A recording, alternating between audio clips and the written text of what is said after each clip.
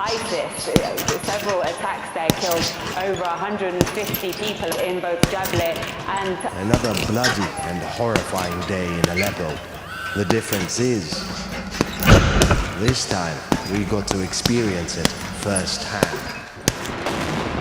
We thought at the beginning it was a small thing and that it will vanish. The real you is not a puppet which life pushes around. The real deep down you is the whole universe.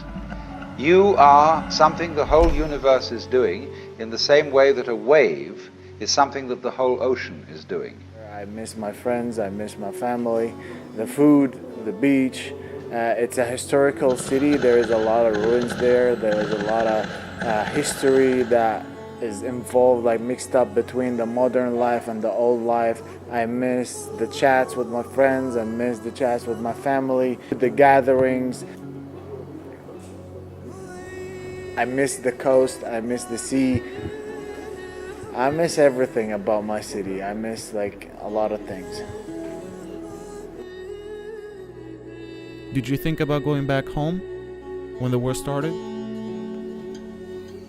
My dad basically said to me kind of goodbyes. We don't know when we die, so at the beginning, yes, I always wanted to go be part of the army fighting against ISIS, like defending the country, defending my families, defending other people's families, my friends' families. But like my mom kept telling me, it's over my dead body. You keep doing what you're doing, and we will be fine. I met Tariq back in 2015. I came over to visit my brother for a month, and they were roommates. So I lived with Tariq for 3 weeks. Been a training partner for him ever since. Training partner, wrestling coach, life coach, friend. Known him for quite a while now. What do you make of his situation back home?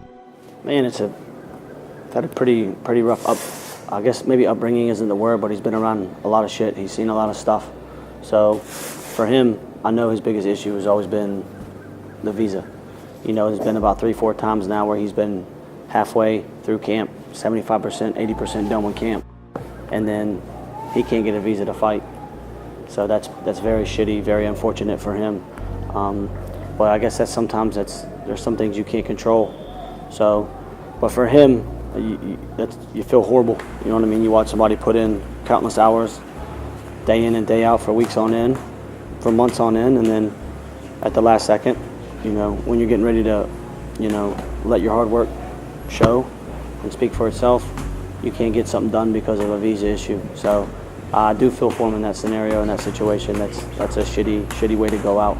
I've learned a lot, you know, for me being a coach here at Tiger. I coach people from all around the world, so it's been like an education and a university in itself for me, learning about different cultures. And, you know, typically in the West, people in America, you know, we watch the news and we have one perspective.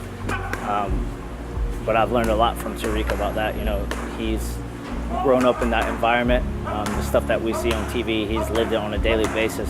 I think he's pretty, not immune to it now, but, you know, very used to things that go on in those countries, and the things that he's experienced have helped shape him and kind of mold him into the fighter that he's, you know, become, because he's gone through a lot of adversity coming from those areas that he's from. We've been training together about 5 or 6 years now. He's been one of the guys that we really kind of came up through the ranks together doing jiu-jitsu. I think we were both maybe blue belts, now I'm a brown belt and Tariq's a black belt. So he's been one of the guys by my side. You know, Tariq's always been a really good friend of mine, not just in the gym, but outside the gym. You know, he's a guy you can always count on.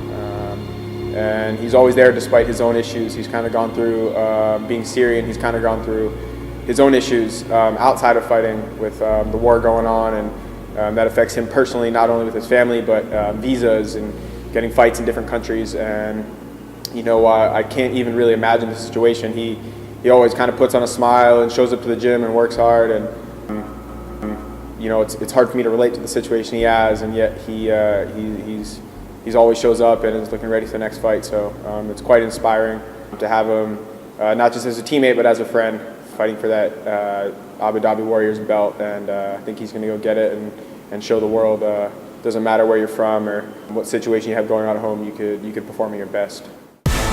No nonsense, never cautious, cause I can't miss when the God's in the cockpit. See my options in the pocket. I don't need a quarterback from your profit.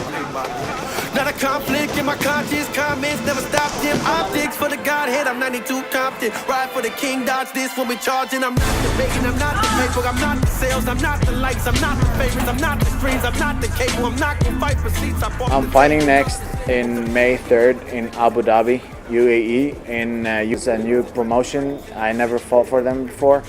I'm fighting for the light heavyweight title versus Ollie Thompson. He's an English veteran. He's been all over the place fighting in UFC, Bellator.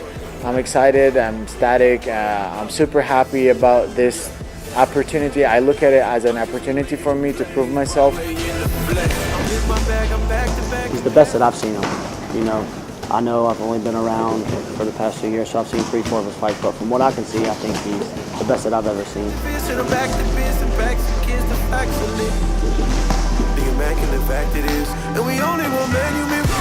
As for the belt, it's 5 rounds, so I also have to test myself going through the 5 rounds. The preparation here were awesome. I've been doing what I've been doing for the past 8 years, training hard, focusing on my cardio, focusing on my health, and all the aspects of the game. Like in Tiger, I can train everything: jiu-jitsu, wrestling, MMA, and it means a lot to win a belt in MMA. It's been a goal since I started MMA. I wanted to prove myself as one of the top athletes in the world and show the world that Syrians are not just people, angry people hating each other, or Syrians are just refugees, you know.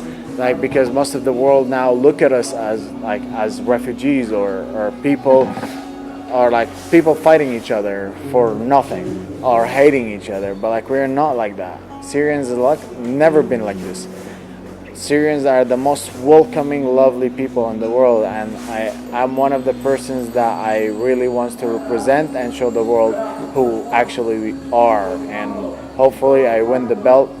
And I represent my country well, I represent my family well, I represent my gym well, my team, my coaches, and yeah, I'm really happy, I'm really excited to go there and just have fun. I have no pressure on me. I'm moving a weight class to light heavyweight, and he's dropping a weight class to light heavyweight also, so it's gonna be fun.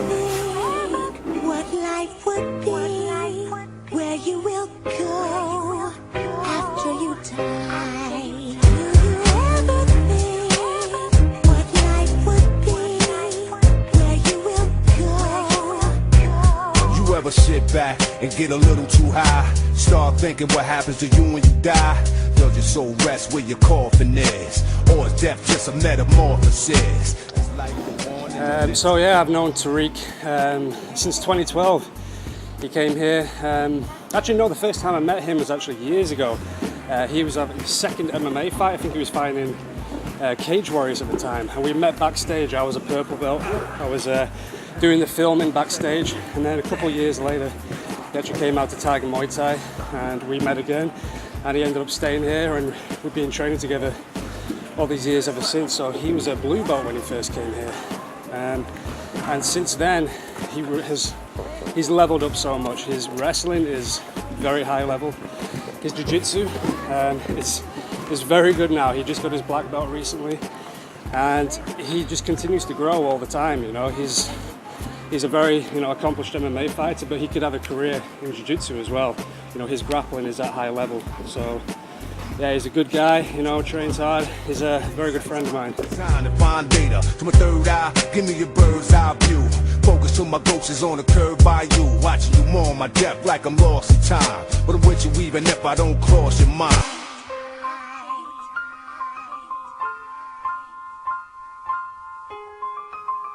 After you die. Every war has a lot of casualties. For me personally, a lot of relatives.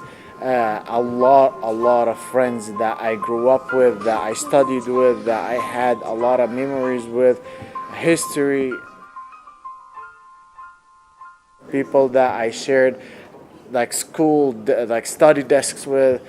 One of the casualties of the war is my cousin's husband. His name is Asad Manna, a governor in Damascus. He was going to work one morning and ISIS found out about his car and they put a bomb in it and car blew up. Like, he forgot his phone and he told his kid to bring his phone, but like the kid was a little bit late and he lost his life before his kid gave the phone for him.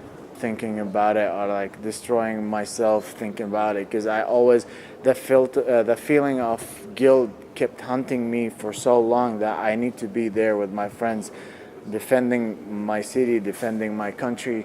And a lot of friends that I know have lost their lives fighting in this war, defending my family and other families.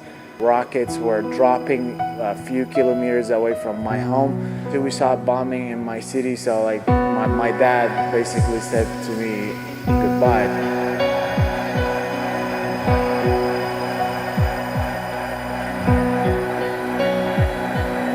من قلبي دمار ونار جرح كبير، بالصوت العالي بدي اقول بس الصوت صغير. يمكن نحن ولاد صغار بس صرختنا من القلب، بدنا نمحي كل الخوف ونكون التغيير. بأعلى صوت بدي اقول بالغنية كل شي معقول، حدا يسمع حدا يشوف طفولتنا بدنا بالصوت الواحد آمنا أكثر، راح نصير أقوى طفولتنا تكبر بهالغنية اللي عم نكتبها بوجع وخوف ودموع العين. رجعت دقات القلب عالحياة عالحياة عالحياة. رح ترجع الوجوه الضوية بهالعتمة الطويلة